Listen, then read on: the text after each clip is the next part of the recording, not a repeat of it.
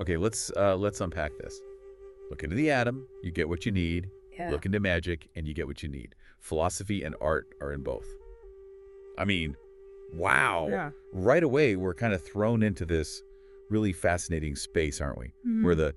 the super small, the atom meets well, the supernatural sort of Mhm. magic. And it's all held together by art and philosophy, according to Bob Camblin. Exactly. And that's really the puzzle we're trying to dive into today, isn't it? Trying to understand the connections that fueled his really unique creative way of thinking.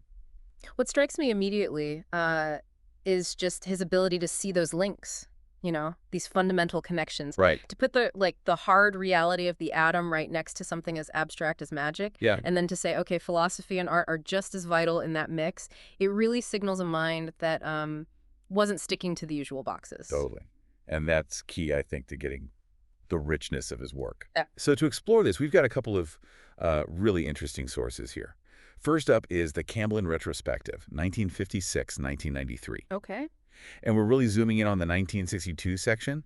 This gives us the facts, the timeline. The framework. Exactly. His shows, like that one at the University of Wisconsin, um, his trip to Italy with Bruno Leon, which is when his Greek myth drawings apparently started. Yeah. And, the path of his career, his education background, teaching positions, all that. Hmm.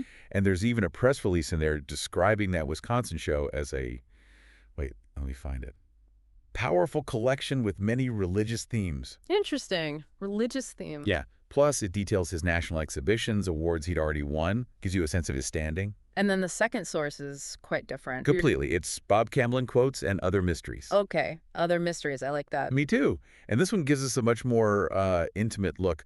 Often pretty enigmatic, actually. Right, into his actual thought process. Yeah, his personal thoughts, reflections from different times, touching on things like nature, perception, what art even is. And it's not just essays, is it? It's like snippets. Exactly.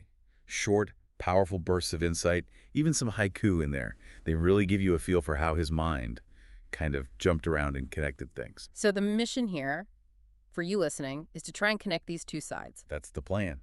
To see how the tangible stuff, the shows, the travel, how that wove together with these really deep, sometimes cryptic personal thoughts. Because let's be honest, most of us find that the really interesting stuff comes from those unexpected connections, right? Absolutely. Like Camblin, you probably find insights pop up when you look at things from, well, different angles. Yeah.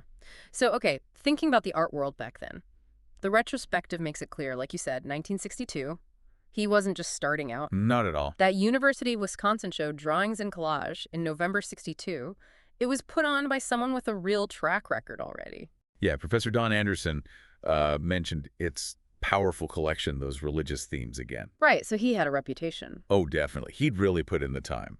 By Yeah. 62, Camblin had shown work nationally, won some pretty big prizes.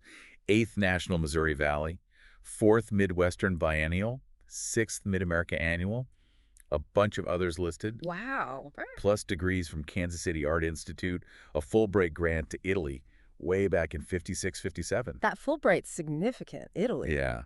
And he'd taught, too, at Ringling, University of Chicago, before he ended up in Detroit, so established. And it's fascinating that that same year, 1962, is when he travels to Italy again, this time with Bruno Leon, Mm-hmm. and starts drawing based on Greek myths. Right. So you've got this artist's solid career, and he's turning to classical mythology. It's an interesting turn, and the retrospective mentions, just briefly, that someone like Robert Smithson, around the same time, was Yeah. going a totally different way, putting words into his drawings. Oh, right. Shows you the variety of what was happening then. Exactly. A dynamic time for art. But let's really get into those quotes now, because that's where we get closer to his inner world, I think. Okay. One theme that really comes through strongly is nature, and this real sense of how fleeting it all is. Yeah. Like this observation: 3 cottonwood trees, dense cluster of new branches.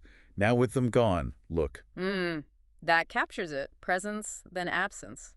Right there. Yeah, that feeling of time just slipping by, things being temporary, Yeah. it pops up a lot. Like in phrases such as, fortunately, some things remain forever, or another 10 years, perhaps. A bit wry there. Yeah, just a bit. Or that really quite moving line, sad how we all aged at that moment in time. It's not just looking at nature, is it? It's like he's feeling his own place within that cycle, that transience. Definitely. This kind of recurring idea of fleeting moments It feels almost like a core part of his outlook. Yeah, like an awareness of, things not lasting forever, and that probably fed into his art, his choices, urging you to kind of look now. There's a bittersweet feel to it, almost. And you see it in that haiku, too. Bleached, textured, and white, to taste and sight, pray ever, avoid the lamp fade. Ooh, that's evocative, sensory, like you can almost touch it. Right, but then that warning, The avoid the lamp fade. Fragility. Yeah, fragility, maybe doom. And then you have that other really stark imagery. Dries feathers, dried flesh, dried rocks, dried sand, dead bird, dead lake, dead sand, dead land. Whoa, that's powerful. It really is a stark meditation on decay, the inevitable. So connecting that back, it seems like he was really tuned into these big cycles, life, death, decay. And that sensitivity probably wasn't just, him sitting and thinking. It likely shaped his actual practice. How he made things, what he chose to depict. Exactly. Choice of subject, materials, how he put things together. Okay, then we get into his thoughts on art itself. And they're not straightforward, are they? Not at all. He writes, art is not just images. Okay, fair enough. Then art for art's sake has become art for life's sake, or art for my sake, or art for survival's sake. It's like he sees art's purpose shifting, evolving, moving beyond just looking nice. Yeah, from just aesthetics to something more essential. More fundamental, yeah. Like vital for living or for meaning or just getting by, survival. And then there's that really puzzling bit. Art is and it isn't, and now everyone knows love. Art. Uh-huh. Yeah, what do you make of that? It's tricky. Maybe he's frustrated with easy definitions. Or maybe art just is always changing. Or maybe that the feeling, the love part, has become the main way people judge art, maybe too simply. Could be. Like blurring the lines, questioning the old rules. It definitely makes you pause and think, right, how do we define art? And it seems linked to his ideas about seeing things properly. Perception. Ah, yes. One must learn not to look, but to see, he says. That's a classic distinction. And magic for seeing is positive, and also the real seeing has its own property of deception. Okay, so seeing isn't just passive receiving. There's more to it. Yeah, like there's a deeper way to understand things than just glancing at the surface. And that magic he mentions, maybe not literal spells, but perhaps imagination, intuition. Could be. A way of seeing that's not just purely logical, allows for, deeper connections. But then that twist. Real seeing has its own property of deception. Right. What's that about? Well, maybe it suggests that what we perceive isn't always objective fact, that it's filtered through us. Through our own biases, experiences, so it can trick us. Potentially. Hmm. Which fits with art, doesn't it? Yeah. The viewer brings their own perception, their own meaning. It's not fixed. Which makes me think of that phrase he uses, drawing on a frosted window. Oh, I remember that one. It's such a great image, something fleeting, temporary, and your view through it is blurry, shifting. Yeah. A perfect metaphor, really, for trying to capture some kind of truth or reality in art, and how slippery that can be. Totally slippery. And this whole exploration of seeing, it seems to connect to his thoughts on doubt and belief. Okay. How so? Well, he states, the sixth sense is to be, without a doubt, senza dubio, no doubt, which sounds pretty certain. Right, like absolute conviction is the goal. But then elsewhere, you get these hints of uncertainty. Like, one must try to fail in order to succeed. Success will be another failure. The classic artist's struggle. Right. Process and awareness of it cannot be failure. So failure is okay, or even necessary. It seems like it. There's this tension, isn't there, between wanting that rock-solid certainty and accepting that actually messing up, being unsure, that's just part of how you create anything. It's like embracing both sides of it. And then he quotes William James, belief creates the actual fact. Whoa, okay. That's a big statement. It is. It really makes you think about how much power he thought conviction held, even when things felt doubtful. So connecting that up, it sounds like Camblin was really wrestling with some deep philosophical stuff. Seems like it. The nature of truth, how much our beliefs shape what we see as real, both in art and just life. And the art making itself becomes part of that exploration, doesn't it? Not just showing the world, but figuring out his own beliefs and doubts. Exactly. Exploring his own internal landscape. Another thing that keeps popping up in the quotes is this idea of balance. Yeah, balance, he writes. In the balance, patience and yet. Freedom again and yet. In silence. Lots of and yets. It's not simple. No. And then balancing and being for and against and resist and submit held in perfect balance. It feels like he's always looking for that middle ground, that equilibrium. But it's not a static thing, is it? No, that's what's interesting. It sounds more like a constant juggling act. Yeah. Between opposites. Patience and freedom, resisting and submitting. It suggests a really nuanced view, I think, that these contradictory things don't just cancel each other out, Right. but maybe they actually need each other. They enrich each other somehow. That makes sense. And it seems to fit with those almost Zen-like phrases he uses sometimes. Like which ones? Like, to find the power that is no power. To do the work that is not work. Ah, okay. Acting without forcing it. Achieving things through effortlessness. Yeah. Or going with the flow. Something like that.